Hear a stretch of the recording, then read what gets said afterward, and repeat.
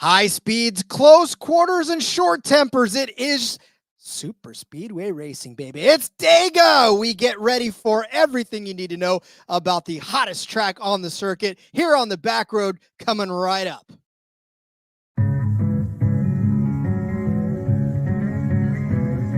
a non-points race, but it is a short race. Checker flag. That's all this race is. Two for the States.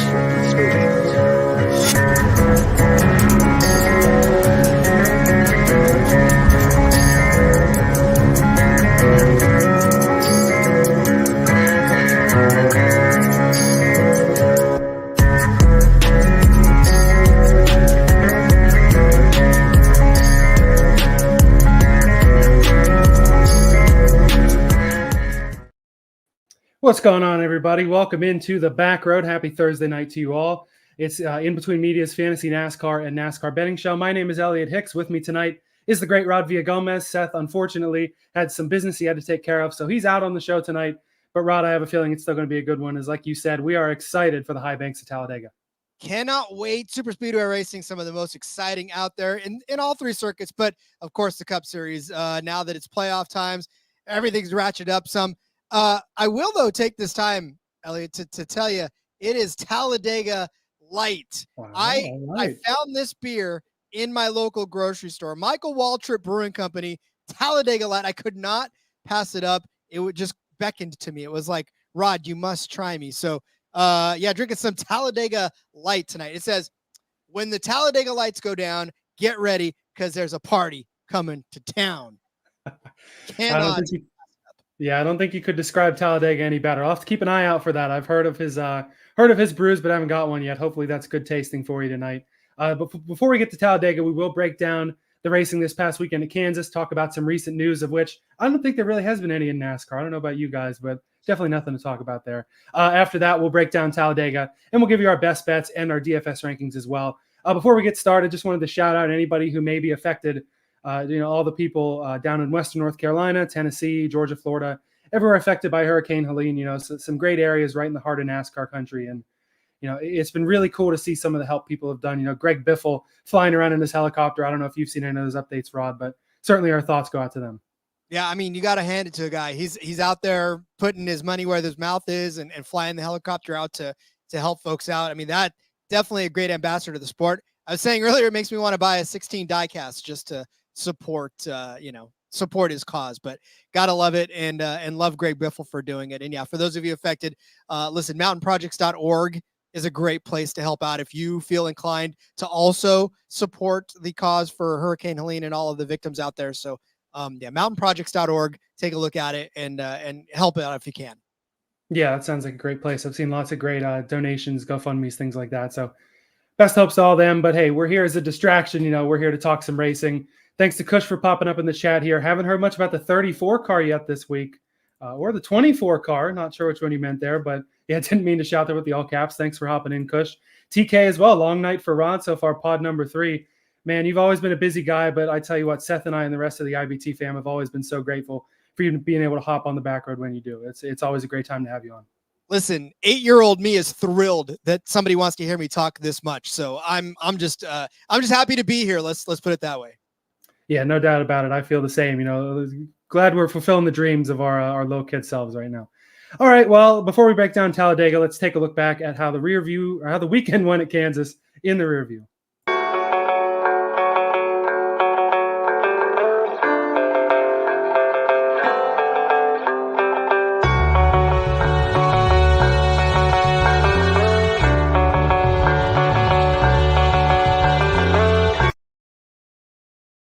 So we did have a nice little triple header weekend in Kansas. Nice to see trucks, Xfinity, and Cup all on the track at the same time. It was Heim time again in Kansas as Corey Heim takes home the win. Lane Riggs stays hot. And some fun stuff in the top 5, which we'll talk about here in a minute. In Xfinity, Eric Almirola takes the win in the number 20 car. Some good racing there at the end in the finish. And in the Cup Series, lots of playoff drivers with lots of missed opportunities. Strategy kind of flips at the end of the stages there. Ends up with Ross Chastain going back to victory lane. Congrats to Seth there on that one. He also hit the outright there at 33-1 on Chastain. And in the truck series, Seth and I were sweating it out together out there at IBT headquarters in rural Pennsylvania. We were just having a conversation, over dinner, over some pizza. He was taking a last look at bets, runs into Dawson Sutton in that number 25.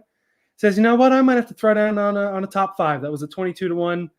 I told him, man, go for it, but I think you're crazy. And sure enough, right at the end, at the fuel mileage stuff, Dawson Sutton ends up in the top 5. So Seth's card did pretty damn well. Ends up, it looks like green 12 units here on my show sheet. So good weekend for Seth. How'd the betting card look for you, Rod? Yeah, so the truck series was really well. The truck series actually did pretty good. I hit a couple of just straight up little bets here and there, but yeah, I got a lot of grief on the NASCAR Gambling Podcast episode for the Cup Series in taking Jimmy Johnson as a top 10 car, which I will never do again, unfortunately. Yeah, that was it, and that set the car. But I did get Ross Chastain as a top 10 car. Missed on Hamlin, missed on Bubba, missed on Hamlin winning the race too. So, I mean, other than Ross, that was probably the only good call I had in the Cup Series. Xfinity Series didn't do bad either. I had Sammy Smith over Taylor Gray, and then I had Creed. I had a little bit of Austin Hill love in there too. So some good stuff going on. Zilich as well. Yeah, I was able to hit a couple of bets in the Cup Series. I had the Bowman top 10 and the Ross top 10, but didn't quite have the balls to reach on the Ross outright there on Sunday. Xfinity, I had the Connor Zilich top 5, and I was heavy on Zane Smith if you watched the show last week. Ended up hitting his top 5, and I was feeling pretty good about it there toward the end, but just didn't quite have the winning car there. And I know I've mentioned before, when I talk about bets usually on the show, sometimes, guys like you and Seth, more so, you're only throwing stuff out there if you're betting it. It's on your card already. You've got the coin invested, you're betting it. For me, it's more so of sure, I've thrown some sprinkles on this bet or that bet or the other bet, but most of these are for conversation's sake. And because I'm a dumbass, I don't actually go and throw coins on there. Throw coins, throw money, throw whatever budget, whatever term you want to use there. But the more I do this, the better I get at it. I'm learning from two of the best in you guys and some of these other folks here. So usually my show sheet, I set it off to the side on the desk here. Don't really look at it again other than what I bet until the next week when we come back. So I go and look, and I had 8 bets that I mentioned or had on the sheet that hit, but I only laid coin on 2 of those. I added 2 more that hit past that. So that's my number one takeaway that I've had. I've been trying to tell myself this all season, but it's a lot different typing something on a note and printing it out and talking about it on the show than laying some coin in it. But like I said, I'm just taking money out of my own pocket here by doing that. Well, and look, when you start actually backing them up, that's when and really that's how it makes you kind of better, because now you're not just kind of throwing them out for conversation's sake. You're actually invested and you've researched it to the point where you've talked yourself into it, which is kind of the best argument you can make. Look, I talked myself into doing this, so I'm gonna have to talk you into doing it as well. But I mean, look, there's room in this space for everything. I mean, we have to talk about something, right? I mean, this is a gambling and DFS show. It'd be a very terrible show if we got on here and didn't talk about anything about it. So, yeah, I mean, it takes all comers. Yeah, no doubt about it. Shout out to Seth Woolcock. He's a new guy watching. I'm not sure I've ever heard that name before. Cheers, but yeah, cheers, Seth. Thanks for popping in on a comment here while we're while you're catching up from the busy evening. So all right, yeah, these were pretty good races this weekend. Playoff spoiler for Ross. Any comments about the racing in general? So there's. First and foremost, I know the NFL can't figure out what a catch is, and that's fine. Not that we have our arguments about that, but can we figure out what the hell a caution is? Because there's a couple times where a single car slapped the wall and we throw a caution, or a car is spinning and it rights itself and it goes and it's not a caution. I want some consistency. There was a couple times where, especially in the, I think it was the truck race, it's all kind of gelling together at this point, where the late cautions, like one of them didn't even have to be a caution, and it could have changed the whole complexion of the race. So yeah, it's just what it is, but it's a little frustrating. The racing itself, I thought was pretty good. I mean, up and down the line, I thought the Xfinity series had a lot of good racing. I thought the Truck series had a lot of good racing. Cup series, it was good racing, and then it wasn't. So I mean, pick your poison. There was a good finish to be had. So I guess that made it a good race if that's how we're judging it. But yeah, overall, not too displeased with Kansas. Yeah, and another thing that I think NASCAR needs some consistency on is, I mean, they have consistency on the whole DVP thing, but it really feels like with situations like Ryan Blaney a couple of weeks ago at Watkins Glen, and now Josh Berry just kind of gets spun, maybe gets a little tap. The car's not that beat up. Rodney Choder says, bring it back to me. We'll put 4 tires on it. Unfortunately, with these cars, you really have to tow them back to pit road to make that happen. But because he was involved in a crash, Josh Berry, with a perfectly fine car, has to get towed back to the campgrounds on lap 1. I feel like NASCAR got kind of lucky because that wasn't a playoff driver, and with Blaney, there was more things that were broken in there. It wasn't just 4 flat tires. They wouldn't have had a chance at a good finish anyway. But imagine if that were like Chase Elliott, who had started in the back, just what the reaction would be. A guy that's really not crashed out with this DVP having to be out of the race literally right away. Indeed. Yeah. And again, it's just, I know that these are gut calls in the moment, and, we can sit here and say all the right things 2 or 3 days after the race, and you got to make these decisions on the fly. So I don't envy NASCAR at all for having to make those decisions. That's for sure. Yeah, no doubt about it. Comment from TK here. Within reason, better to regret the loss than to bet not placing. Yeah, I'm not throwing out that big of a bankroll, so there's no reason for me to worry about losing a couple of bucks. Yeah, Seth was excited. Dawson Sutton is a G, and Kansas best track on the circuit now for sure. Just waiting for it to bite a playoff driver when it really matters. Yeah, and that's what I'm saying. If that happens, Talladega, you're going to get a little more destruction, but they're going to look at it in the offseason. They've already come on the record and said that. So that'll be something to watch as we go on in the wintertime here. All right, so I think we're probably good on Kansas here. I'm running the back end of stuff for the first time here, so forgive the couple of clicks. Some of the news items this week, we'll kind of bury the lead at first. We'll talk about some Xfinity news that Carson Kvapil is going to go full-time in the JRM number 1 car, Bass Pro Shop, stepping up to sponsor about 2/3 of the year, also throwing out some late model stuff for Dale Jr. and some other used racing there. Kvapil's been one of those guys that has really impressed in his part-time Xfinity starts, and it'll be nice to see him get that full-time opportunity in really good equipment next year.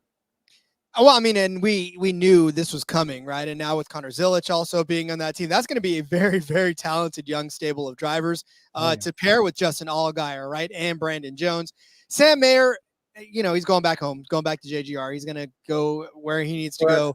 Yeah, so Jones is going to go to JGR. Mayer to Haas Factory, and then Sammy Smith expected to stay in one of those JRM cars. But go on. Sorry, yeah, that's that. No, I just don't worry. They're all drivers moves in second tier. Yeah, I understand. But with this young stable of drivers, it's just going to be insane. I think JRM is going to be a much more powerful team. And I mean, they're already fighting with JGR as the top spot in Xfinity. So good to see them take a step forward. Now, if Allgaier can go ahead and win a championship sometime soon, I'd be happy. Yeah, I mean, the poor little Gator's been so close. This might finally be the year, still alive in there, but we'll talk more about this season in a little bit. But we can't hide from the biggest news anymore. Lawsuit in federal court against NASCAR 2311 Racing and Front Row Motorsports. The 2 teams that did not sign the charter agreement have now sued NASCAR for anti-competitive practices, accusing them of being a monopoly. This is going to be something else to watch, Rod. It is going to be crazy as time goes on. So when you look at this and you break it down, right? I mean, Cody and I kind of talked about this too on the NASCAR Gambling Podcast the other day, in that, NASCAR, it doesn't really have a rival. It doesn't have a series where you can say, and it's a lot like the NFL. They don't have a rival per se. They got a lot of leagues that are trying to pop up, but they don't have anybody jockeying for the best football league in the entire world. UFL's tried, XFL's tried to take a bite out of it, and now they go to the spring and try to do a completely different thing. But when you go head to head against the NFL, you're not going to win. Same thing with NASCAR. It's not that people haven't tried. It's just when you go up against that juggernaut, you're not going to win.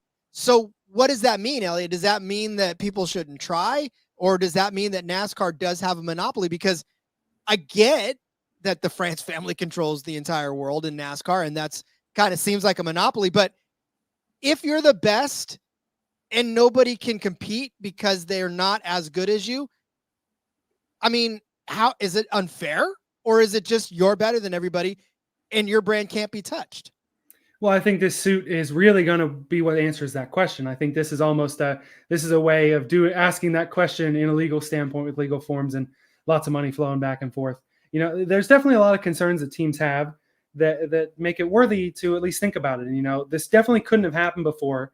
A lot of these guys like a Rick Hendrick or a Roger Penske or a Gibbs, a lot of their money, Gibbs from the NFL, but a lot of those guys' money, they're tied up in racing. It's old money. They're not going to go after and butt heads with people they've been working with for 30 years or whatever. With all due respect to them, they're not Michael Jordan. They don't have the bankroll of Michael Jordan. They don't have the power that Michael Jordan, his entourage has. And the time he has on his hands. Yeah, that's true. He's got some real, we'll say, screw you money, just for politeness. That's what we're trying here. I'm sure that maybe there's not the personal vitriol there, but that's the commonly used phrase. The lawyer that they got, a man by the name of Jeffrey Kessler, who I really hadn't heard of, but that's only because I haven't been paying close enough attention. Some of the cases that this guy has been on and won include the advent of NFL free agency, the advent of the NBA salary cap, the whole NCAA NIL name, image, and likeness thing that's been going on, and the pretty popular U.S. women's national team soccer equal pay case. So this guy's been there and done that, and it'll be real interesting to watch. Some other owners have gone on record anonymously and said they just didn't have the balls to do what Michael Jordan and Bob Jenkins, the owner of Front Row Motorsports, have done. NASCAR and the France family, who knows if they want to let their books open up in discovery, if it gets to a point where we get to a lawsuit and a jury trial and all those things. Maybe they'll just settle. Maybe they'll have a long, drawn-out fight. Who knows? But regardless, it really is going to be a watershed moment in the history of NASCAR, and really ask the questions of, is it a monopoly? Is this unfair? What is a jury trial? What does it judge? What does the common public think of this? We're going to find out. Well, it's like I said. I mean, and when you talk about like Xfinity and trucks all under NASCAR's purview, you could look at those as separate series in and of themselves, but obviously they're a lower tier series. The money's not there. Can you support another NASCAR-esque type of because as it is, people view NASCAR as a niche enough sport already, right? I mean, it's not a mainstream sport. So when we talk about views and we talk about clicks for our show, like they pale in comparison to NFL shows, to MLB shows, to NBA shows. So the eyeballs aren't there like they are for some of these other series, right? And so how much can you possibly hope to get if you break off from a NASCAR and try to form your own series, or or try to fight the power and take charters back? I don't know. This is going to be fun to watch play out in the offseason for sure. And I know that this is going to keep us very, very busy as a content producing community.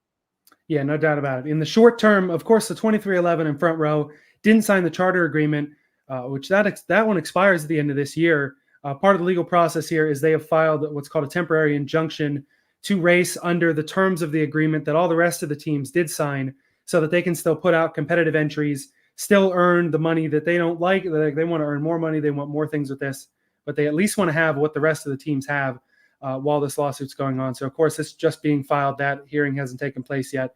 But, of course, this is, there's lots of different places where you can get your news on this. Certainly, we are hoping you're one of them that you'll click on.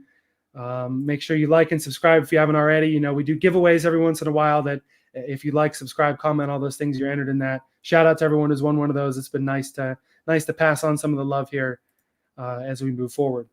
So, all right, we've gone through Kansas. We've gone through the news. I think it's time to crack open that Talladega. Let's break down Talladega in this week's Horizon Forecast. Hey,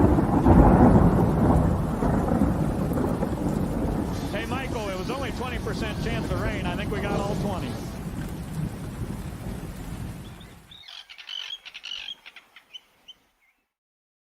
And sometimes I really try to make a mountain out of a molehill with these transitions. But we continue on and we look ahead to Talladega, 2.66 mile super speedway. The wider of the true super speedways, it'll race kind of like a combination of Daytona and Atlanta. It'll race more like we saw at Atlanta in terms of the track width, more like Daytona in the fuel mileage and just the track length. In terms of comp tracks, your primary is Daytona, your secondary is Atlanta. And really, that's about it. Yeah, and really, if you kind of take a look through some of the folks that we'll be talking about, they are good in Atlanta, they're good at Daytona, but for some reason, Talladega is just their Achilles heel. Like, you'll look at their finishes for Daytona and you can go, yeah, well, I mean, these guys chart out really well at Daytona. They chart out well over Atlanta over the last few races, but then you take a look at Talladega and you're like, oof. And it's not like, oof, this has happened a couple of times, like, oh, that super speedway will jump up and get you. This is like every time they take the track. So be careful when you comp these, because a lot of times when you try to say these are comparable, it's like, yeah, they are, but sometimes Talladega is a little different for one person than any other track out there. So we've always said just kind of be careful with how you comp Daytona and Atlanta. Yeah, it really is odd, because normally you would think, well, these are pretty much the exact same type of racing, the exact same type of tracks in Daytona and Talladega's case, but you do see drivers that perform well at 1 out of the 3 or 2 out of the 3, but they can't quite get it consistent on all 3. So it's just the same as some mile and a half being different than others. It's really not a one size fits all box here. And especially when you factor in the playoff stuff, that's going to affect the way that a lot of these guys are going to race. You're going to see guys go for stage points when maybe in the spring race or in the Daytona 500, they would probably lay back. The playoffs are almost a great equalizer in a lot of cases. And it really affected the racing at Kansas, where if you don't have playoff drivers going for stage points, the race goes a lot differently. You don't have those non-playoff guys like Ross Chastain, Kyle Busch, Martin Truex Jr. having been eliminated running up there at the front. Yeah, and honestly, for Kansas too, that was what you're about to see for the rest of the season too. I think you look at the fall Talladega for a lot of these guys too, because it's whether or not they're in the playoffs, whether or not they take those chances, and guys that can just afford to say, screw it, I'm out here to win this race. I don't care about stage points. Let's just get ourselves in a good position to win. Yeah, no doubt about it. That'll really come into play next week at the Roval too, but Talladega definitely has a little bit of that as well. So it's another triple header weekend for the series here. It's a Friday, 4:30 p.m. green flag. We'll still be in workout on the East Coast here even. The truck race, the Love's RV Stop 225, will go green then. On Saturday, you've got the Cup Series qualifying taking place at 1:30, and then the Xfinity Series race starting at 4 p.m. Eastern, the United Reynolds 250. Some later afternoon start times. Hopefully darkness doesn't become a factor, as we've seen before at Talladega with some of these other races. But, hey, we got to trust these guys to get through these laps cleanly somehow. And then Sunday, the big dog, 2 p.m. Eastern, it's the Cup Series, YellaWood 500. Middle race of the round of 12. Your stages are going to end at lap 60, lap 120, and lap 188. Fuel saving has really become the name of the game here, especially in the Cup Series. And it's affected the racing for better and for worse, certainly made it less intense in some of the earlier stages. Yeah, when you start talking, and this is like old school, right? When we were really old school talking about fuel mileage races and saving on to gas and making your fuel tank last as long as Joey Logano and Jesus turning fish into thousands of loaves to feed people. Like that's what we're turning into. We're trying to figure out how much we can make these gas tanks stretch. And like I said, I know for me, as soon as the low fuel light hits, I'm hitting the gas station. So these guys have got some pretty big cojones to try to hang out there as long as they can, especially on a super speedway where, this isn't a short track where if you run out of gas, you can kind of limp it along. If you run out of gas in the beginning of turn 2, you're done. Yeah, there's no way you're making back around to the pits after that. Yeah, not a chance. Definitely a little risky. I'm the same way as you on the street. As soon as that gas light comes on, even a little bit before it, I'm keeping track. There was one time where I let it go down to an estimated 4 miles to empty. But other than that, I stay pretty conservative with that as well. So these guys for sure really stretching that fuel mileage, and hey, that's why they get paid the big bucks. My street car certainly isn't driving at 200 miles an hour down an Alabama backstretch or on 33-degree bank corners. Not even a little. In fact, sometimes it's barely going 20 miles an hour trying to get stuck in San Francisco traffic. Yeah, hey, Pittsburgh traffic can be just as bad sometimes, I'm sure. But all right, let's break down some trends here for Talladega. Shout out to Seth, the great work that he does on these trends here. Normally it'd be his wonderful voice reading them to us, but you're stuck with me this week, so too bad, everybody. All right, so only once in the playoff era has the Talladega fall winner won the championship, and that was last year. Ryan Blaney, who's become one of the kings of fall Talladega. He's only winning them by this much, but he's gotten it done here on multiple occasions. And on 6 occasions, a non-playoff driver has won the fall Talladega race. Most recently, Bubba Wallace getting his first career win in 2021. The rain shortened, but Lord knows he did deserve that win. He was running up front all day, and same sort of thing. One of those good plate race drivers. In terms of starting position here, Chase Elliott is 10th among all-time average starting position. Almost an underrated guy at the super speedways, but with his odds this week, I don't think he's all that underrated. You've got 10 active Talladega winners competing this weekend. The last time we saw somebody go back-to-back at Talladega was Ryan Blaney in 2019 and 2020. So other than that, Ryan Blaney may even still be worth betting as the favorite here, at least on DraftKings. Anything else jump out at you from these trends or any other trends you've seen from Dega? It's funny because you can overlook Blaney. That's one of the things, especially on this track, you can essentially just overlook him because you think to yourself, okay, yes. And the way he's been running lately, like he's been running well lately, but you still overlook Blaney until he's hoisting the championship up. And that's funny because as I was doing my research for this week, I was looking and I was like, oh, okay, let me see if I can find some angles. And then I come up across Blaney. I was like, how did I not initially come in thinking Blaney? Because his finishes have been fantastic here. He's been good here. So it's like, you can kind of overlook Blaney. As far as the finishing positions are concerned, I get it, but it's also Talladega. So, I wouldn't be scared off by some of the better drivers that we think are going to finish well after qualifying if they don't put a good qualifying effort in, because we know, a la Denny Hamlin, you don't like the vibe, you're pulling up, you're popping your parachute and heading to the back, and then just working your way up later on through the race. So yeah. Yeah, it didn't work out too well for him in Atlanta, but Talladega does race a little differently, and he'll know he's got to race a little differently being closer to the cut line. In terms of your qualifying trends here, the winners come from the front row 13.6% of the time, from the top 5 about 32% of the time, and from the top 10 about 69% of the time, a little higher than I would expect there. But outside of the top 20, you have had 7.27% of winners here, including Denny Hamlin, who was the deepest start in the field. He started 34th in 2014 and ended up winning the race. As for last year, Ryan Blaney took the win, starting in the 10th position. So qualifying, of course, it matters every week. I don't know quite how we're going to see the odds change after qualifying from before, but really it shows us a mixed bag. Obviously, if you start up front, you have a faster car, but it's not out of the picture to kind of run out back and be able to find speed or just get lucky and make it through and get a good finish late. Indeed. All right, so before we start to get specific here on the bets, we can't forget our iFantasy race. Asterisk Mark Driver of the Week. Shout out to Ryan and iFantasy race for their support here. This one, normally with the, or at least quite often with the Asterisk Mark Driver of the Week, it really does remind me, oh yeah, that guy, he ran pretty well, crashed out in stage 2 or something, and I forgot he ran well here. This one's got to be pretty easy to remember. It is Michael McDowell, our guy McNasty in the 34 car. Great car at Talladega this past spring. He was a standout performer, but he ended up with an asterisk mark, 31st place, with that big block on Keselowski on the last lap that just didn't work out. And it wasn't even that Brad turned him. It's just, it was such a swing in momentum all the way to the top, all the way to the bottom. And oh shit, McDowell's going and crashing, and Tyler Reddick ends up taking the win. In the race, McDowell led the most laps, which was 36th. And he had the 6th best driver rating in that race. And like we just said, on the last lap, all leading, kind of a bad blocker, and Keselowski crashed himself, crashed a good portion of the field, took Corey LaJoie sideways, and ended up giving the win to Tyler Reddick in the number 45. And it's funny because I know that he's our asterisk mark driver, but this is one of those situations where you can put the asterisk by it, but this is not a standalone situation. I mean, Michael McDowell on this particular track has an average finishing position of 26.1. Yeah, he was a 31st place driver in the spring after starting on the pole, but before that, 21st, 35th, did have a 3rd and an 8th, but 17th and 3rd, 36th, 18th.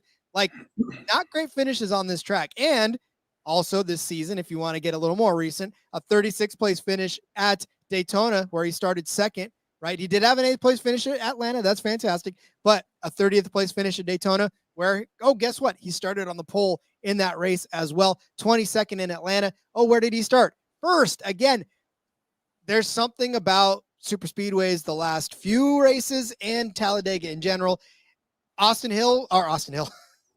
Michael McDowell, it's the same story with Austin Hill. I just got done talking about Austin Hill, which is why he's still fresh in my mind. But Michael McDowell, I mean, he's going to start well, but boy, he ain't gonna finish very well. Yeah, no doubt about it. As Bob says here, will the 34 take pole?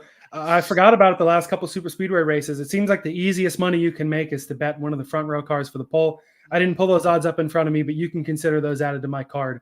Regardless of what the odds are, I got to throw a sprinkle on it because that was the moral of the story from earlier, is to actually bet more shit instead of just talking about it. Speaking of betting more shit, let's go ahead and take a look at our bets for the week in this week's Parking Garage Props for Talladega.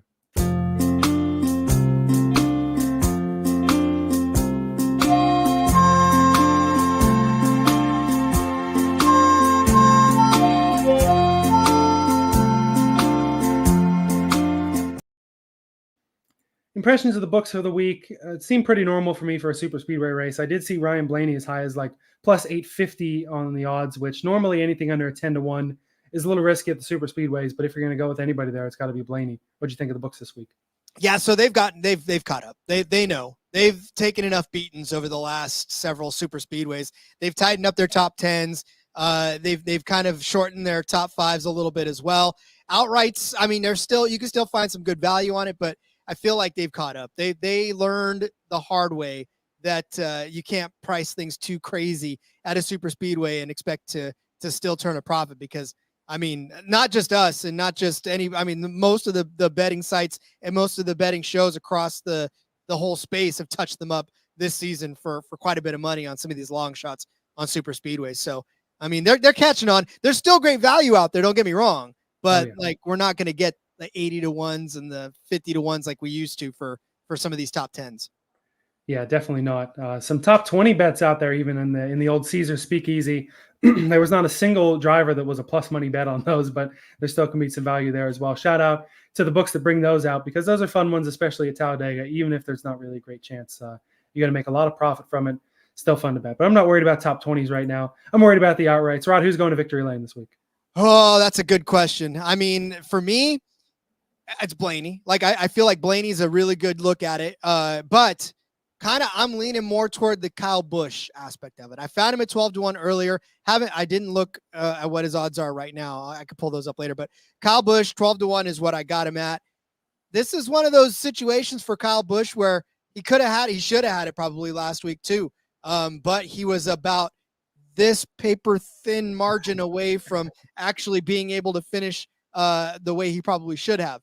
So is it me though, Elliot, or have we seen Kyle Busch kind of toned down a little bit? I feel like Kyle Busch, this is like when Happy Gilmore gets told that he's not allowed to throw his club anymore and he has to behave. So anytime he's in an interview now, Kyle Busch, I see him wanting to throw the club, but the publicist looks at him and he goes, okay, and he puts it back down. So I don't know. This is Kyle Busch. The time's running out, and he's done fairly well at Talladega. And honestly, I kind of don't care. I mean, I looked at his stats and I was like, okay, these are enough to expect that maybe he could end up winning this race. So for me, it's Kyle Busch at 12-1, because where else can he have a chance, a real chance? Because now, as we get farther into the season, it's going to be a lot more difficult for him. Talladega, anybody's got a chance, which means he's got a chance, which means I'll take 12-1 on him.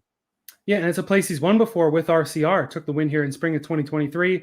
Was so damn close at Atlanta in the spring, so damn close at Daytona in the fall. I found him earlier this afternoon at 13-1 over on BetMGM. He's on my card here, so definitely someone that I like. I mean, like you said, throughout the rest of the year, the chances will start to dwindle a little bit, but he will have his chances. He certainly did. This past week at Kansas didn't quite work out for him.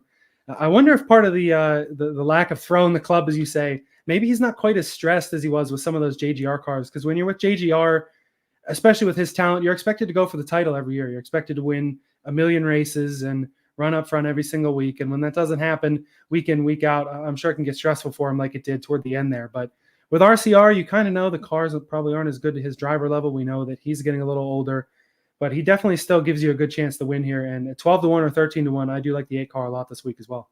Yeah, again, it's a great price for a guy that, like you said, has won here before and is, unless we forget, still a good driver. Like I know we love to dump on Kyle Busch because he's not getting it done the way he used to, but I mean, it's still Kyle Busch. Like I would take 2/3 of Kyle Busch over some of the other drivers that are the back markers right now. So, that's where I'm at.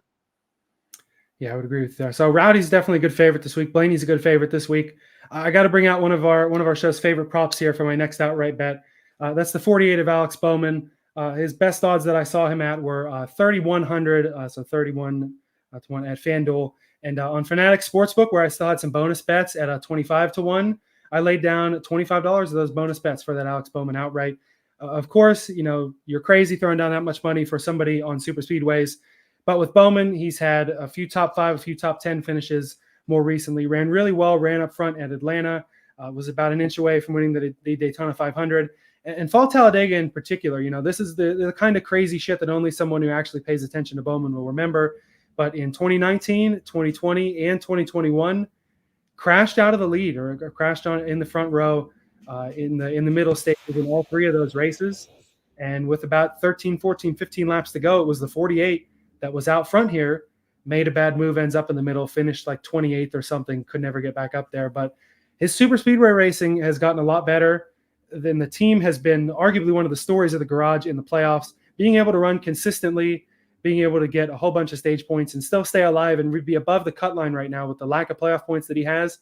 I don't see why the 48 team can't continue to run. But once again, the Ally purple tinted glasses, like the rose color glasses, you have to understand that I have those on. But I feel like the stats do back me up this week again for the 48. Yeah, and I apologized to everybody last week as far as I thought Jimmy was still in the 48. So I thought that was a great bet for a top 10. Unfortunately, Alex Bowman has been in there for a while, so my bad. But no, I do. And here's the thing about Bowman, right? We know that Kyle Larson is not the greatest at super speedways and especially not good at Talladega. We know that Elliott is going to be somewhere in there. And we also know that Bowman or the Byron's going to be somewhere in there as well. If he can stick around the guys that are good on these tracks, and in fact, look, he could stick with Kyle Larson for about 2/3 of this race before something happens and takes Kyle Larson out. So, he's going to have help for a long time, and I do believe that that's going to help him out. So I think, yeah, Bowman's a pretty sneaky pick. I think you can have a good day, just like Bob says. Yeah, He's a sneaky pick. pull the words right out of Bob's mouth there. And TK, yeah, so he crashes. Yeah, there's a chance, but the point was while he was out front, somebody gets in the back of him, but didn't crash out in 22 or 23. But yeah, the finishes haven't been good. I meant to mention this when we were talking about the Asterisk drivers. There's a few drivers where it's not just one asterisk mark you can put on their record at Talladega. You can put about 7 asterisk marks on some of these guys' results for sure as time goes on. Any other outrights you have for the week? A couple. I'm trying to go light on outrights. I'm not like Cody, where he gives 15 different outrights every single time he gets a super speedway. Guy gets excited and he gives you the entire card. I'm not there. I love you, Cody. Yeah, fair enough.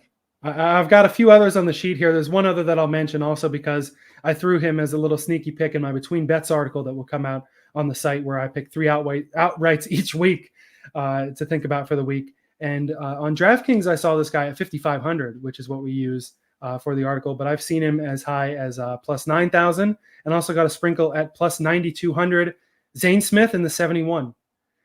He's a guy that, of course, hasn't really come close to a Cup win. There's no real strong super speedway stats across the series for him there, but especially for how well that Spire's been running lately, that's a long number. That's a long outright, 92-1 for a car that really hasn't been that bad lately. In his last 3 races, P5, P16, and P10. And the kind of guy where the equipment is decent enough, the team has a super speedway win regardless of its circumstances. And a team and a guy that's been running better. It doesn't happen super often, but the super long shots do definitely have super inflated shots at the super speedways. Well, and we say it every single time we come to a super speedway. I mean, and Cody just said it a couple hours ago too on our DFS show. There's 38 drivers that could end up finishing in the top 2 of this particular race. There's never.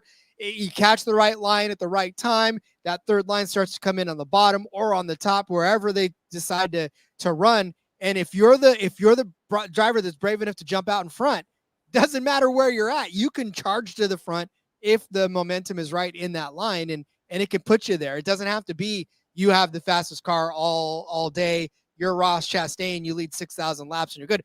You lead the last 10 feet in this and you're going to win. It doesn't matter where you come from in the pack. Yeah, and even though it may not happen all the time in the Cup Series, throughout the top 3 series, Talladega is such a great equalizer that there's only maybe 7 or 8 cars that really don't have a chance to win, and about 6 of those are BJ McLeod. So pretty much anybody's got the chance to win here, and we definitely see that more in the lower series, as we'll talk about here in a minute. But yeah, let's put the outrights to bed, go toward the placement props. There's a few top 10s that I have here. One that I'll start out with is Todd Gilliland that I saw for plus 240 over on FanDuel. His last 4 races here, 7th, 10th, 12th, and 8th. He feels like another one of those guys that's maybe not the best or the most prowess super speedway racer, but a guy that can probably run mid-pack, probably has a decent car, probably can stay out of trouble and be one of those guys around at the end. And that's all you want. You, especially in these placement props, all you want is just somebody that's going to be able to A, finish, and B, like we said, put yourself in the right position at the right time. And if you've done that 2 or 3 times on this track in particular, especially, then you've proven that you could do it again, right? I mean, can something happen? Of course. All it takes is a twitchy wheel. All it takes is for somebody at the front to, get squirrely and send ripples all the way to the back and take you out too. But and keep your car clean, keep it at the end. Top 10 finishes are not that hard to come by if you're in the right place at the right time. No doubt about it. And that's what makes so many guys some attractive options here. Any placement props you have this week? I do. We talked about Zane Smith. Let's talk about his teammate, Justin Haley, now, who is driving the 7 car, who we know that Corey LaJoie is now stacking pennies elsewhere, where Justin Haley is taking over that 7 car. I really just have to tell you that in this year already, the 7 car finished 7th and at Daytona, at 13th in Atlanta for Corey LaJoie as well. We know that Corey LaJoie has been a great super speedway racer in his time. So for me, Justin Haley, we also know, has been a pretty competent super speedway racer, does have a super speedway win in his back pocket. He also has a top 6 finish in the 2023 fall race from last year in the 31, no less, in the Colleague car, which of course, we know Colleague is actually pretty decent on super speedways too, but a 12th place, a 15th, a 19th. In the spring, he finished 34th, but in that Rick Ware car. So I do actually like Haley as a top 10 at plus 240. I mean, this is a pretty good number, almost 3-1 for you to get Haley in the top 10 where that 7 car has been before. He's going to look pretty good to finish there. And like I said, top 10 at plus 240. That's great value. Yeah, I feel like that's a good number that I see for a lot of guys. Same same number with Gilliland, who I have the total speed rankings for the Talladega Next Gen next to me. Todd Gilliland is third in the series. You have Justin Haley. Okay, yeah, he's a little further down. But again, Rick Ware and some Colleague cars. They've been good trophy hunting in Xfinity. Haley's gotten some wins here, but in the Cup Series, not quite as dominant there. But I do like Haley as a pick. And Spire as a whole, I feel like, is going to be really undervalued probably the rest of the year, because you've got 3 good drivers in that stable. You're going to have McDowell in there next year. They're going to be a team to watch heading into 2025. I got one more plus 240 top 10 bet for you. That's Noah Gragson in the number 10. Stuart Haas, they've got nothing to lose. Lame duck team, sort of. Gragson finished 3rd in the spring, won in Xfinity there in 2022, and 5 other top 10 finishes there in Xfinity, and 11th in the total speed ranking here in the Next Gen in Talladega. So another one of those guys that, he's definitely a little more of a loose cannon. Maybe he ends up in one of those big ones rather than avoiding it and finishing good at the end. But definitely something to watch here. Yeah, again, it's like these types of races, you can just pick the guy that you want to cheer for and kind of put money on him and, let the chips fall where they may. But Gragson is definitely, he's going to be in it. He's going to be in the thick of it. And I think SHR as a whole, I think we talked about Briscoe earlier, he's actually pretty decent at Talladega. He's not going to probably get you a top 10 and definitely not a top 5, but he'll run in the middle of the pack. And, again, if one little twitch up front sends 6 cars piling, now all of a sudden here comes Briscoe as a top 10 car. Here comes Gragson as a top 10 car. And at almost 3-1, you got to like that. I know Bob's talking about Hemric. I don't know. I can't, maybe if he was in the Xfinity, but he's the one Colleague driver that I can't really get behind. Yeah, but again, he's got nothing to lose either. He's out of that ride here. TK saying about Colleague playing passive those first couple of stages. SVG and Hemric probably go to the back. Colleague-wise, they also have Allmendinger in the 13 car this week. Gilliland outright 35-1. I might not hate it, Bob. I can't really shit talk it if I'm calling out Zane Smith as a potential outright here. In terms of SVG, also the top 20 bets, like I said, over on the Caesar Speakeasy, there's no plus money bets here. And I love my plus money bets. If I can avoid drinking the juice, I will. But some of the guys toward the back here, SVG was minus 160 for a top 20. And another guy that's been mentioned in the chat here, Anthony Alfredo in the Beard number 62, has been decent when he's driven Talladega. His top 20 is at minus 180. I still haven't decided if I'm going to throw any coin on these or not. But if you're looking for any sort of value, those guys might kind of be sneaky ones. SVG, he led a few laps here in the spring. I think ended up with a clean car. Alfredo, some decent finishes in that 62. You go up the ladder, of course, you're going to have a better chance, but you get some real juicy odds there. I'm sure Blaney was somewhere in the minus 400 camp. I don't have that in front of me, but definitely some big tall glasses of juice there in that top 20 market.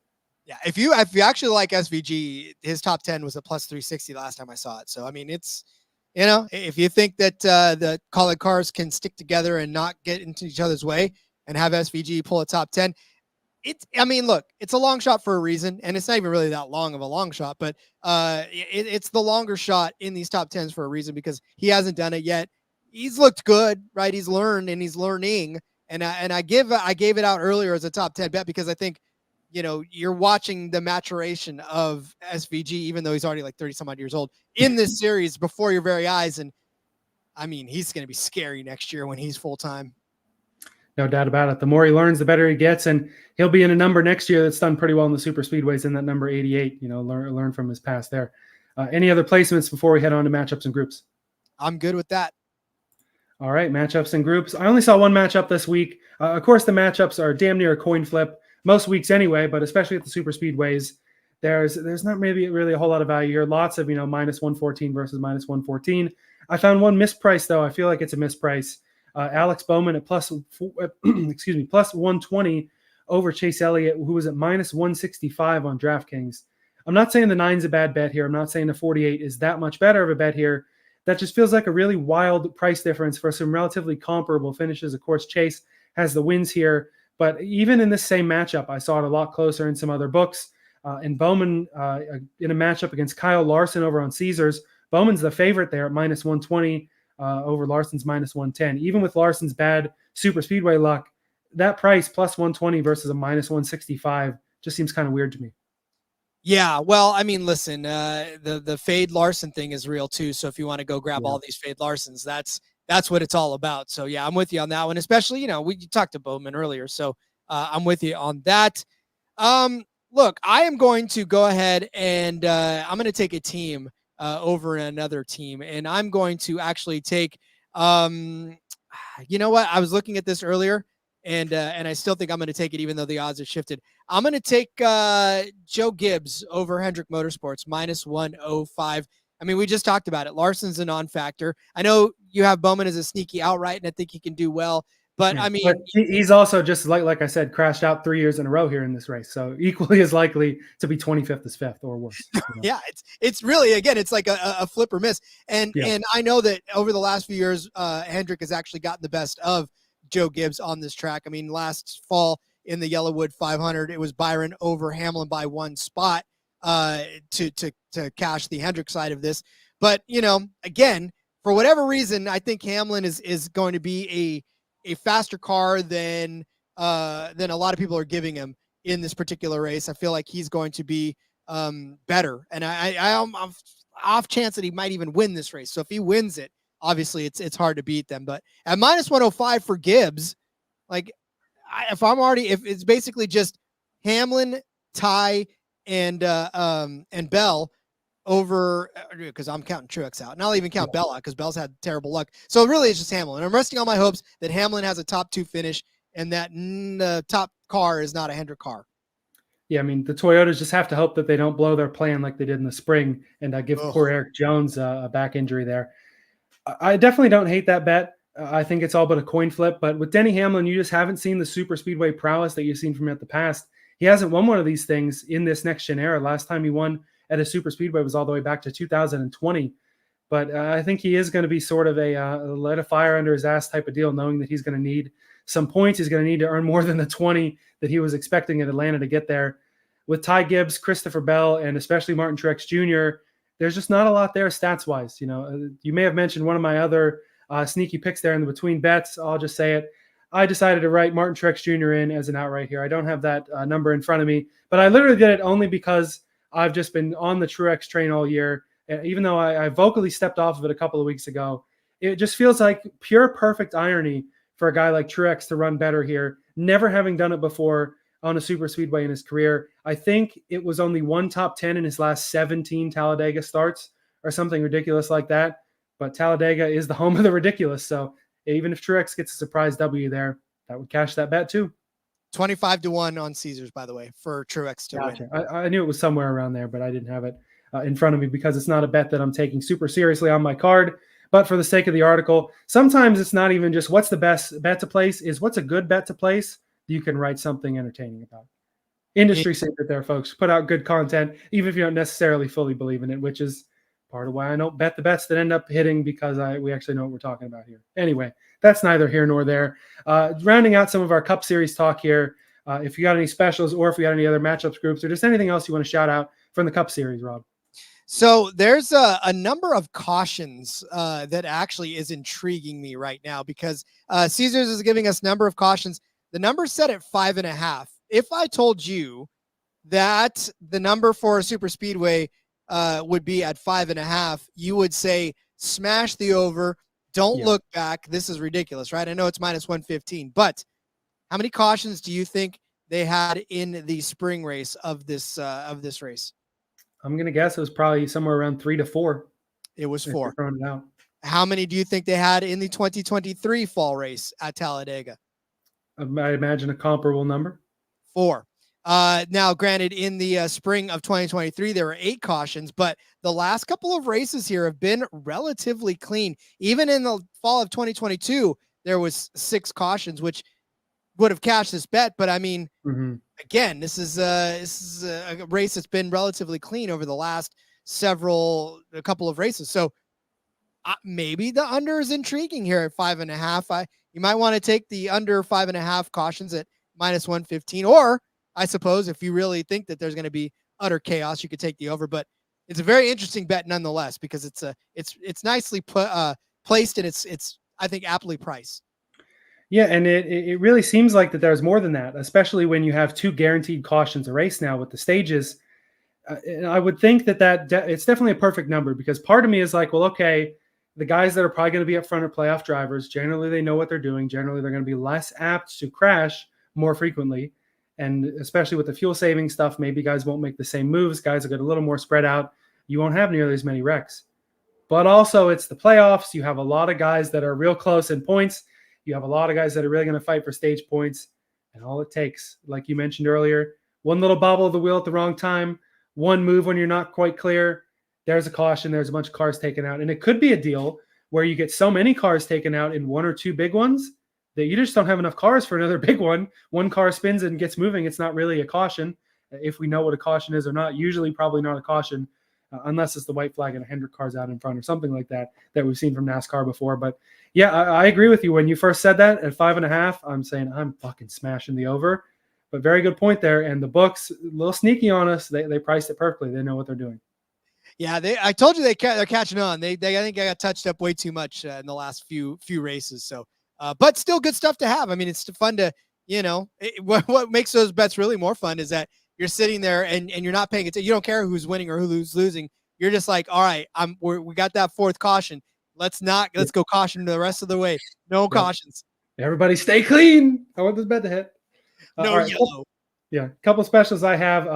Kind of going along with your Gibbs bet there. I saw Toyota over on Caesars was a +320, which was a little bit off. Ford was the favorite at +135. Chevy at +145. Do we think the difference there is just because there are fewer Toyotas in the race? Always. And that's always it. It's because there's not, and especially on a drafting track like this where, you could have a train of half the field of Chevys. And if they don't want to play with the Toyotas, we saw it happen the last couple times. Just Toyota's out in the dry. They don't have any friends. And that's not 6 cars, 5 cars. It's not enough to pull yourself around Talladega and not have the draft. Yeah, it's one of those deals where, like, if it works really well. But you're right. If it doesn't work, or if something goes wrong in the plan and your 43 car ends up in the fence, it's just not going to work out. But it's still something intriguing because, as you mentioned, some Toyotas are going to be fast. They're going to run well here. And on the other side of that caution bet, the race to overtime is at 2-1. With how Talladega is, with the chaos we'll probably see at the end, I don't hate that there at +200. Yeah, I mean, the 2023 race definitely went into overtime. There was 188 scheduled laps. It went 196. And then the 2023 fall race was clean and it didn't go into overtime. This race in the spring did not go to overtime too. So what do you think? Do you think there's going to be a late race caution that's going to make it happen or not? So yeah, that's wherever you are feeling comfortable to stand on. Yeah, I feel like a 2-1 almost coin flip there. Probably worth a little sprinkle. All right, let's dip down to the lower series here, the Xfinity series. I just have a few outrights to throw out for each series here. Some of the guys I saw that were intriguing: AJ Allmendinger at 10-1 with the College Trophy hunting. Maybe a guy like Sheldon Creed pulls out his first win here at 15-1. Riley Herbst ran pretty well here. I forget if it was last spring or fall in the number 36 car. He's at 18-1. Jeb Burton's won here before. He's 28-1 in a Jordan Anderson car.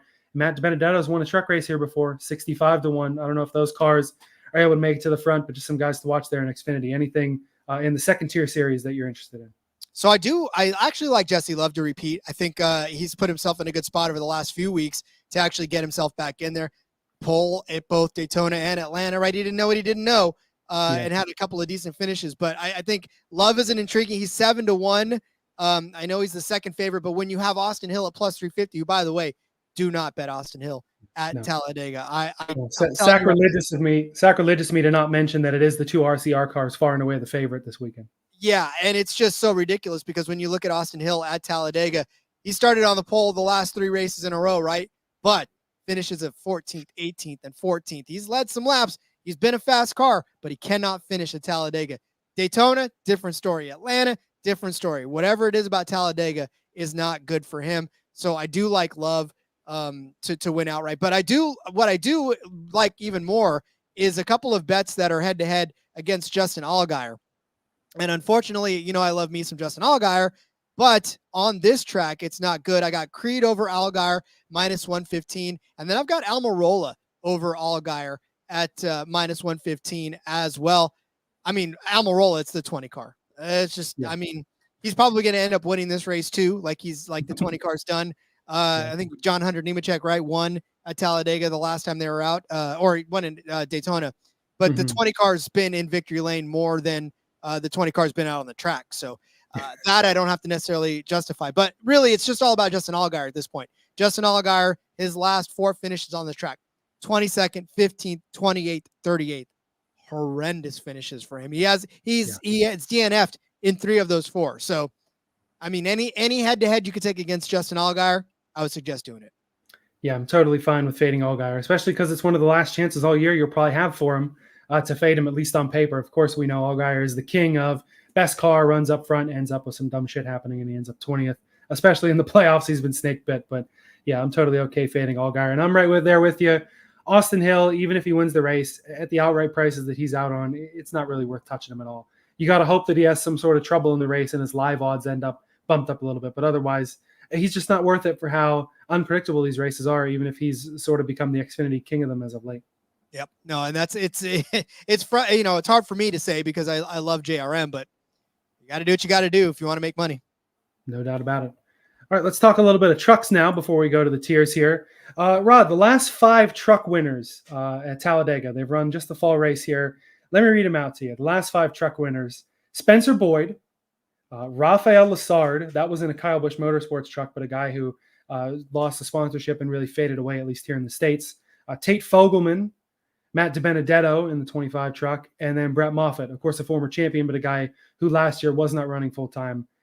Trucks especially have had the really weird winners here, especially those last 5 years. So really any number of guys you can take here. What do you like in the trucks? Well, and because they run the fall race, and we know that the turnover in the truck series is as it is, right? I mean, there's always new truckers coming in and there's always old truckers coming out. The only thing that remain constant is Matt Crafton. But for me, I don't know. I'm a softie for Ben Rhodes. 10-1 for Ben Rhodes to win this race. I mean, he's been second here more times than he can count, unfortunately, and he's had some great finishes. He just hasn't won this race yet. So I think this is the week he gets it done. Out of the playoffs now, got nothing to lose. He can win this race. He can go out. Doesn't have to worry about points, finishes. Doesn't have to worry about stage points. He just can go out and win this race and just do what he hasn't done yet. So 10-1 for Ben Rhodes. I like that number for him. Yeah, I definitely had some interest in him too. We know he's a talented driver. I had some championship bets out there on him. Of course, rest in peace to those bets. They didn't quite work out, but definitely a guy who, definitely a guy who's worth a look here. I'm going to pull a Cody on you and just throw out 7 names again, just because there's you're going to see a weird winner here. You know, we love the Heims, we love the Eckeses, but I think it's going to be a weird one here. These ones not so weird though. Connor Zilich and Grant Enfinger out at 12-1. I feel like with a guy like Enfinger, he's a talented truck driver, but those cars probably not on the same level as like your Thor Sports or some of these other championship contenders here. This may be a good shot for Enfinger to really pull away, get himself into the next round. Caden Honeycutt at 18-1. He's going to be full-time next year in one of the Nice trucks. P4 at Kansas. That was another bet that I hit that I don't think I mentioned. But I definitely wasn't as ballsy as Seth with Dawson Sutton, who along with Matt Mills here is 50-1. We've already seen that Rackley War truck as well as Nice trucks go to victory lane here. And a couple of returning faces here that could be worth a watch also. Johnny Sauter, former longtime Truck Series driver, back in the Hattori number 16, which Austin Hill took to victory lane a few times in the trucks. He's at 22-1. They're at a Toyota and Aflac paint scheme there, the Aflac Duck, back on the side of that truck. So just for pure nostalgia's sake, maybe throw something on there. And Ryan Reed, who won an Xfinity race at Daytona in the past, he's in the 91 truck, which guys like Zane Smith and Chastain and some other drivers have run this year to some success. He's at 25-1. So if you're going with weird winners here, those are some of the names I'm looking at. Even like a Zilich or an Enfinger would almost be considered weird here just because they're not normally winners in the Truck Series, or in Zilich's case, not normally drivers in the Truck Series. I'll tell you what, if you want some really weird names, I don't want to steal Cody's thunder. So I'm gonna just have you go right from this. As soon as you're done watching this, just type in NASCAR Gambling Podcast. Our Truck Series episode is up and it's on YouTube. You're gonna hear some very weird names. So Cody was throwing out all of everybody today. So Definitely names we haven't talked about and probably won't ever talk about again unless it's on a super speedway. So yeah, I mean, listen, this is why, especially for Xfinity and trucks, this is why it's gonna be a lot of fun, because a lot of people you're not going to pay attention to other than just this week, and you may forget that they even exist afterwards. Yeah, I mean, with no disrespect to Spencer Boyd or Tate Fogelman, but those are guys who may not see the victory lane in the Truck Series anytime soon. But they got it done, and I guarantee you, if and when they had odds out, they were some pretty long ones, like some of the ones yourself and myself and Cody have talked about. Indeed. So I'm pretty sure I've cleared my bet card. Anything else you want to shout out here before we get to the tiers? If you want the rest of them, go check out our cards from the other 3 series. Yeah, no doubt about it. Give Rod and Cody's podcast a shout. They do great work over there. All right, well, let's round it out here with a quick little tire tiers and rank for DFS here heading into Talladega.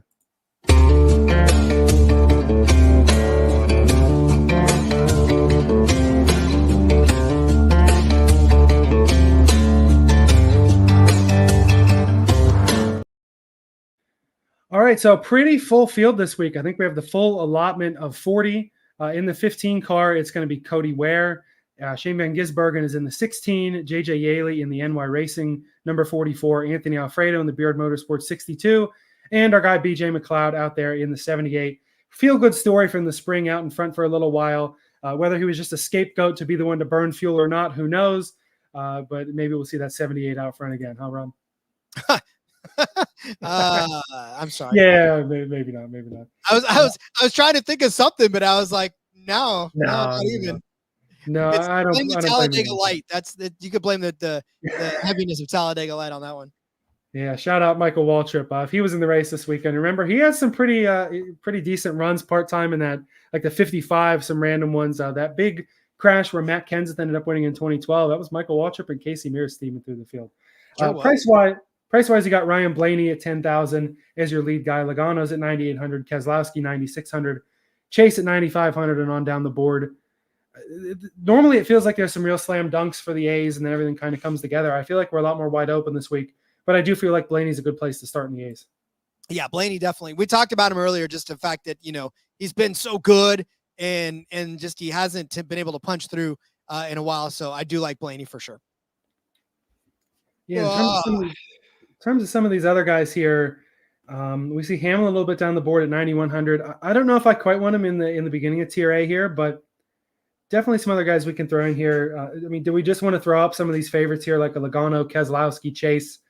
Even though it's pretty chalky, I feel like DFS-wise, Talladega kind of gives off that vibe. Well, okay, so full disclosure, like especially for DFS episodes on super speedways, we normally just spin a wheel. Like I that's the one thing about super speedways and DFS, because honestly, you can leave thousands of dollars on the table and still be good, because you could get a crazy instance where everybody runs out of fuel that tried a different fuel strategy and you got to get up there. So yeah, I mean, look, if you want to put, if we think Hamlin's going to be good, if we think the JGR guy is going to be good, then let's put Hamlin up there as a Tier A. It's still too pricey for me, but you got to have, I guess, one up there of the dominators. So, yeah. Here's almost what I'm thinking, because that's a really good point, and I'm kind of struggling to wonder how to fill this out. And I don't want to fill it out with all chalk. We don't really use this for articles anymore. Our guy Andrew does his own tiers based on this. Let's just pick like a handful of drivers that maybe we haven't talked about, or that we know we want to put them in this particular spot. And just at least talk about a couple of guys in their DFS value before we sign off. That makes a lot more sense than trying to rank 30 different guys when Talladega is just such a salt shaker, like you said. Spin the wheel around and do it however, Well, yeah, because I mean, again, I can sit up here and make a case for any single one of these folks, and then all of a sudden it's just a wreck and you're done. So I guess we could throw Reddick up there, and we can throw Bubba, because 2311, I mean, obviously we know that they're okay. We know that Bubba hasn't had the finishes there, but Reddick definitely has. And if he can stick with the boss, then I think we're good to go. So I think either one of those would be good DFS plays. Yeah, I definitely agree with that too. 2311, as long as they don't have any mysterious inspection deals, we don't know how stringently they'll be watched by the higher ups this week. We haven't really talked much about Austin Cindric. He was pretty dominant out at Atlanta. Of course, it was tough to get track position there. I think Cindric's probably at least a B tier driver this week. His salary is at, I just had it up here, 8,100 for the week. He got a fair bit of points at that Atlanta race, 54. He then got 29 at the Glen and 47 at Bristol. Not the best race. At Kansas last week, ran into some trouble and is now in a pretty deep hole in the points. But that just gives him even more of a reason to run up front, get the stage points. And the guy who has a Daytona 500 win on his resume, probably going to be someone to watch here in the mid-tier. Yeah, well, again, it's that super speedway pedigree, right? I mean, it's somebody you're looking at. I know that I said that Daytona, Atlanta, Talladega, not all the same, but I think for Austin Cindric, he's been able to keep his head down, and I think that's kind of what you're looking for right there. I love it. I know, man, Seth keeps banging the drum for Daniel Hemric, and I guess I understand, but his average finish here is only 18.1, and it's not. Oh, that's the Xfinity series. I'm sorry. Even still, though, I'm not. I was pulling up the wrong series for Daniel Hemric. See, this is why I'm ingrained in my Daniel Hemric mind, but I don't know. I don't know. Hemric, you're going to have to sell me on that one. And he's got 2 top 10 finishes, a 9th place last in the spring, but 34th before that, 36th before that, 21, 5. He's only got 2 top 10 finishes in his career here. Yeah, I'm probably okay with throwing him in the C's just for the sake of let's put some guys in the tiers before we sign off. Seth's his betting pros bet of the week this week was parlaying it with the Indiana college football money line, mentioning Hemric right now. Apparently a weapon on super speedways. Seth, man, if you wanted to fight for your guy, hop on the show. We're going to have to relegate him to the C's here. Yeah, it's a weapon at super speedways, but not a weapon at Talladega. Yeah. A guy that I'll fade this week that, again, we haven't really talked about, I'll throw him in the F's again just for sake of conversation, is Josh Berry. Of course, he's a short track guy. He's a guy that's going to run well there, but on especially road courses and on super speedways, not really a guy that's going to bring you a lot of upside. Of course, last time we were at a big super speedway, we were all worried for about 5 minutes on Josh Berry's well-being because he ended up getting crashed there in the mid-pack. His price is at $6,400. Maybe, that's an all right price. His DFS points have been almost kind of middling, actually. Only one performance over 20 points in the last 6 or 7 races, including performances of 2 and a -2 and a -8 in the last 2 super speedway races. So we've given some love to some other SHR guys, probably Gregson in the C's here, maybe Briscoe around there as well. But Josh Berry, I just don't see a lot of upside this week. No, and I'm with you on that one. I guess if we want to put the 7 car in the C's as well, I did talk up Haley. I do think he's going to be a good car. I don't know as far as DFS. He's $6,800 right now. I'm hoping that 7 car does well, but I would say this is like a low B, high C type of a thing for Haley. I think he's got an upside of a B driver, but I'm more comfortable taking him in a C position. Yeah, I would agree with you there. We haven't really touched a lot on RFK tonight. Keselowski at 9,600, again, a pretty steep price, and Buescher at 8,600 as well. I don't know how much I love either of them this week. I mean, Buescher ended up getting the win at Watkins Glen. Keselowski came so close here, and that was the storyline in the spring, is can Keselowski finally get back to victory lane? Of course, it happened a couple of weeks later at Darlington, so that's not so much the story, and maybe almost a reason for the 6 and the 17 to either, I don't know, maybe go balls to the wall and run out front, or just kind of end up being non-factors, especially at those prices. I would feel more comfortable with Keselowski on this track rather than Buescher. And I know that we always talk about how these RFK cars are usually right next to each other, but Talladega was not it. You're right, very close. He ended up finishing second. His finish before that was 32nd. Then he finished 5th in 2023 as well. So, I mean, it's been hit or miss for Keselowski at Talladega. And then as far as Chris Buescher is concerned, 25th in the spring, 19th before that. He did have a 3rd place finish in 2023, but 25th, 38th, 6th, 21st, 22nd. I mean, it's been way more missed than it's been hit for Buescher. So I'd feel comfortable with Keselowski over Buescher. Yeah, I'm good with that. We'll throw in the C and D again, just because of the high prices there. There's 2 more guys that I'll talk about before we round out the show. Ross Chastain, last week's winner. He's had some pretty good weeks the last couple weeks. No points out at I'm sorry, I'm looking at the wrong column here. Forgive me if I've let out some wrong numbers here, because for Chastain, I just went to read off the laps led column rather than the fantasy points. I don't think I've been that way with some of these other guys, but forgive me if I have. So pretty good actually recently, really good for Chastain recently in the fantasy points. 82 with his win last week at Kansas, 43, 57, 41, 59, 46. Those are even good performances at the super speedways. Second in the total speed ranking at Talladega, I feel like Ross is worthy of a B or a C this week, even at a price of 8,300. That's up in the upper middle end. He's just got to grow his beard back. I love the fresh-faced Ross Chastain is a little off-putting, but yeah, look, he's riding high, right? I mean, this is a guy that got his confidence back, and you could see in every bite of the watermelon that he took that he's feeling it now. So maybe he takes that and runs well on this track. And there's a lot to be said about feeling confident about yourself in these cars, especially the way these guys have to race. Yeah, and then the one other guy, the tops in the total speed ranking for Talladega in the next-gen car, the 47, Ricky Stenhouse Jr. I think he's probably worthy of a C this week. His salary at $7,200, so a little more inflated than normal, but a guy who's run well at the Superspeedways.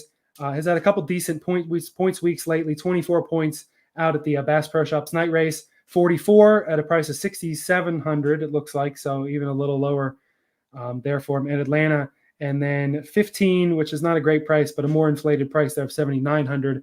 Stenhouse could be a guy to watch. He's another guy. He's not really a playoff factor most years, other than when he got the 500 win. The man's just really out there trophy hunting for lack of stealing, or for apologies, stealing colleagues' term there. But that 47, it definitely is going to make himself a factor, I feel like, on Sunday. Last 4 races here. Started 25th in 2022 in the fall, finished 22nd. Not a bad DFS day for you there. 2023 in the spring, started 33rd, finished 15th. That's a pretty damn good DFS day. In the fall of 2023, started 35th, finished 22nd. Pretty good, decent day there for you there. But in the spring, started 33rd, finished 4th. That is a fantastic DFS day for one Ricky Stenhouse Jr. All right, I know you've done a lot of talking today. Shout out to you for also hopping on the back road here. I do want to give you the floor here before we cross out these tiers of any other driver you might want to put up a ranking for or mention before we go. Throw the 13 up there, AJ Allmendinger. We could put him in the D column just because he is going to be. I feel him way more than Hemric, guys. I'm sorry, it's AJ Allmendinger, and he's going to be one of those guys that's going to put himself in position to at least have a good DFS day. I know that Cody was talking about maybe betting on him a little bit, but I in the spring, he started 31st, finished 20th in the 16. He had a 29th place finish in the fall of last year, but a 6th place finish in the fall of 2018, the last time he was a full-time driver after starting 23rd in the 47 car, no less. So, AJ Allmendinger is not going to be flashy all day long. None of those collie cars are going to be, but I know TK saying, assuming the 13 car stays functional. I know. Believe me, gremlins get in that thing and we're good. And to round it out, we'll throw Todd Gilliland up there in the 38. I think he's worthy of a D also. We talked a little bit about him earlier, some decent top 15 finishes. But yeah, I think tier-wise for the rest of these guys that normally we would throw up there, like you said, just throw them on the wheel, give it a spin, see where they end up, because really that's going to be what we're looking at this week. Talladega is chaotic, and it's going to be brilliant this week. Rod, thanks for hopping on tonight. I know you've already directed listeners to the podcast, but any other ways that we can support you best here and in between? Yeah, the best way is to follow me on Twitter. There is a link in the bio to everything I've got going on, whether it's here, whether it's the NASCAR Gambling Podcast, got Sportsbook Review. Matter of fact, hit Drake London first touchdown. I wrote an article up this yesterday, picking the first touchdown for the game tonight, the Thursday night game. Got Drake London at 10-1. Come through, baby. Drake London. So I got some props coming out for the Jets game and another first touchdown score predictions for Sunday Night Football and all that other good stuff. So a lot of stuff going on. Shout out once again to Michael Waltrip Brewing Company for their fantastic Talladega Light. I'm going to enjoy that on Sunday as well as I watch the Cup cars roll around in Talladega. Talladega Light, baby. I'll have to look for it. Shout out to everyone for tuning in tonight. Make sure to like, comment, subscribe, all those good things if you haven't already. Much appreciated here. Of course, within between, you can also check out our written content over on the site. My Between Bets will be up tomorrow at some point. We've also got all the football content coming out, your best DFS picks there, as well as the show every Tuesday night, as well as the 19th hole. Bo and Connor are doing well with that golf content over there, whatever they've got going on. And then you got the NASCAR betting preview show you can also catch here Wednesday nights on In Between. We're just thankful you're here. We appreciate you sticking in with us. Rod, super grateful for you to be here with us tonight. Seth, we missed having you on, but appreciated your interaction in the comments there. And thanks to everybody else for tuning in. Much appreciated for all you guys rolling down the back road with us tonight. We will see you next week for the Roval. Best of luck with your bets this weekend at Dega.